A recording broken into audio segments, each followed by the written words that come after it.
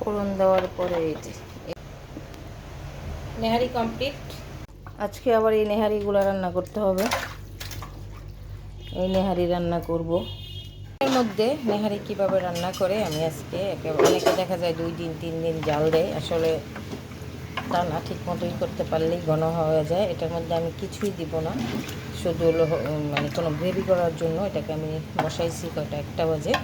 তো দেখি কয়টার মধ্যে এটা শেষ হয়। তো আসসালামু আলাইকুম, কেমন আছেন সবাই? আশা রাখছি আলহামদুলিল্লাহ অনেক ভালো আছেন। আমিও আপনাদের দয়ায় ভালো আছি। আমি আজকে নেহারি রান্না করব।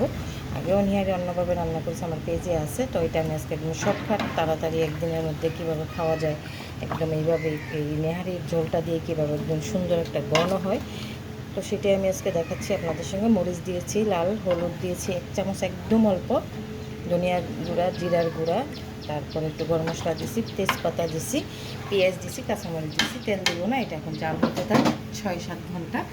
তারপরে হাঁড়িটা যখন অর্ধেক সিদ্ধ হয়ে গেছে, বা পানিটা আমি যতটুকু পানি দিয়েছিলাম পাতে হাঁড়িতে হয় না বিদায় পানিটা একটু শুকিয়ে গেছে। এই তো দেখুন এগুলো একদম হয়ে গেছে, আরও লাগবে টাইম। এখন বেলা 5টা বেজে গেছে। তো এখানে এটা আরও 2-3 ঘন্টা জাল হবে। আমি আবার পানি দিয়ে এটা একদম পুরো দম জাল বাড়াই দিয়ে আবার করে দিছি। কালারটাও সুন্দর আসছে। আবার কিছু মশলা অ্যাড করে দিছি। এই তো নেহারি একদম ঘন হয়ে গেছে। এই তো দেখুন একেবারে এখানে কোনো কর্নফ্লাওয়ার দেওয়া হয় নাই, পাউরুটি দেওয়া হয় নাই, কিছুই দেওয়া হয় নাই, একদম পারফেক্ট ঘন হয়ে গেছে। মাংসগুলো একদম এই যে কী যে হয়েছে, দললেই গলে যায়। তো যাই হোক, এটাও শেষ। আমার 7টা বেজে গেছে, আমি 1টা বাজে বসাইছিলাম। নেহারি কমপ্লিট। তো এটাকে আমি বাগার দিব এখন। বাগারটা দিলে এটার কালার সব কিছু আরও সুন্দর হয়ে যাবে। এই তো দেখুন, মাশাআল্লাহ।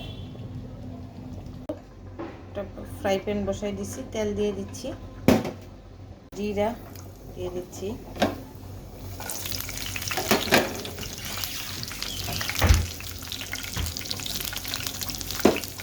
কাঁচা মরিচ আর লাল মরিচ, ফ্লেভারটা অনেক সুন্দর হয়। আমি এখানে রসুন দিব না, পেঁয়াজ দিয়ে দিলাম।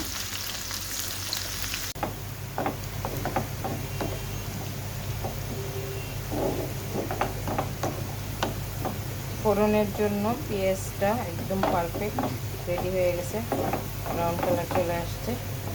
আমি এখন চুলাটা অফ করে দেব।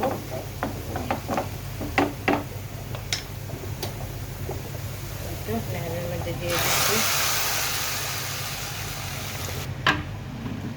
এখন সাদা হয়ে যাবে সব কিছু অন্যরকম। ফোড়ন দেওয়ার পরে এই যে এরে মারে,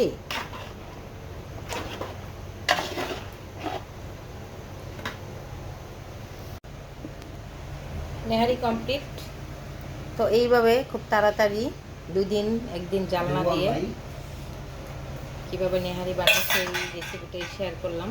তো ভালো লাগলে অবশ্যই কমেন্ট করবেন, একটা লাইক দিবেন, শেয়ার করবেন।